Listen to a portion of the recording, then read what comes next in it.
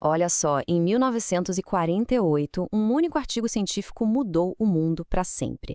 Não, ele não inventou o computador, nem a internet, mas ele deu, tipo, a planta baixa, o projeto para toda a era digital que a gente vive hoje. Essa é a história da teoria matemática da comunicação, de Claude Shannon. Basicamente, a ideia que nos ensinou a conversar na língua dos bits. Então, como a gente vai entender isso? Primeiro, a gente vai quebrar comunicação em partes. Depois, vamos ver como medir essa comunicação. Aí, a gente descobre qual o limite dela. E, por fim, o legado inacreditável que essa teoria deixou. Ok, para a gente entender como aperfeiçoar a comunicação, primeiro a gente precisa de um mapa que mostre o caminho que toda mensagem faz. É por aí que a gente começa. Pensa só, pode ser uma mensagem de texto que a gente manda, uma ligação, ou até um sinal vindo lá de uma sonda no espaço profundo. O problema fundamental é sempre o mesmo, né? Como é que a gente garante que a mensagem que chega lá é exatamente a mesma que saiu daqui? E o que é simplesmente genial é que, lá em 1948, o Claude Shannon conseguiu resumir esse processo inteiro em um único diagrama. Um diagrama super elegante que, pasmem, se aplica a basicamente tudo. É uma jornada, saca? Com 5 partes. Começa na fonte de informação, passa pelo transmissor, pelo canal, pelo receptor, até chegar no destino. Só que, como em toda boa história, tem um vilão nessa jornada. Um vilão que está sempre tentando bagunçar a mensagem no meio do caminho. E o nome desse vilão é o ruído. Sabe? A estática no rádio, a imagem da TV com chuvisco, a ligação que fica picotando. Tudo isso é ruído. É qualquer coisa que entra no sinal e que não deveria estar ali. E o grande objetivo do Shannon era exatamente esse: encontrar uma forma de derrotar o ruído. Certo. Mas antes de lutar contra o ruído, Shannon percebeu uma coisa. Primeiro, ele precisava medir aquilo que ele queria proteger. E para isso, ele teve que criar uma definição completamente nova do que é informação. E aqui que a cabeça da gente começa a dar um nó. Para Shannon, e isso é crucial, informação não tem nada a ver com significado. Pensa bem, um poema super profundo e um monte de letras jogadas ao acaso podem ter exatamente a mesma quantidade de informação. A informação, para ele, era uma medida da liberdade de escolha. Não é o que a gente diz, mas o que a gente poderia dizer. Quanto mais escolhas, mais incerteza sobre qual vai ser a mensagem. E essa incerteza que ele chamou de informação. E ele deu um nome para a unidade básica dessa escolha, o bit. A lógica é linda. Olha só. Se a gente tem um interruptor, ele pode estar ligado ou desligado. 2 escolhas. Isso é um bit. Se a gente coloca 2 interruptores, agora temos 4 combinações possíveis. Isso são 2 bits. 3 interruptores, 8 combinações, 3 bits.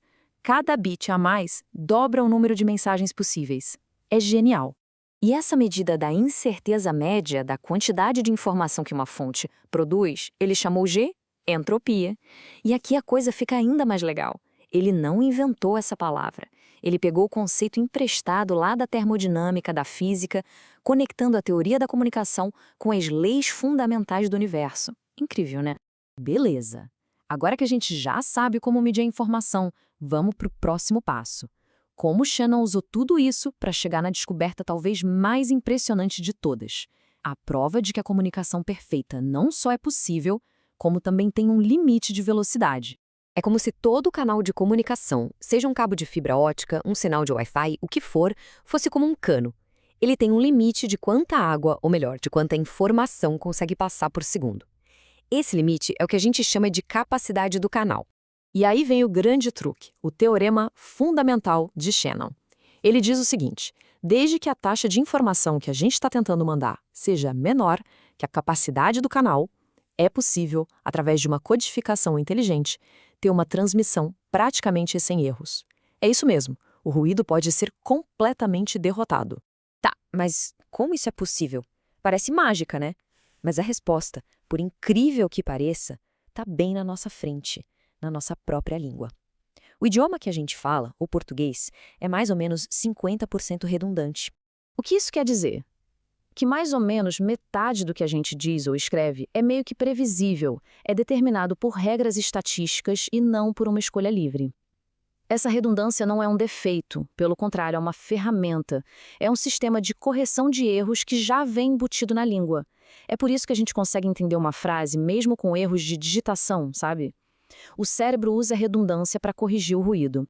E é importante entender que isso não ficou só no papel, numa teoria abstrata. Isso é literalmente o alicerce do mundo moderno em que a gente vive. Vamos ver o impacto disso na prática.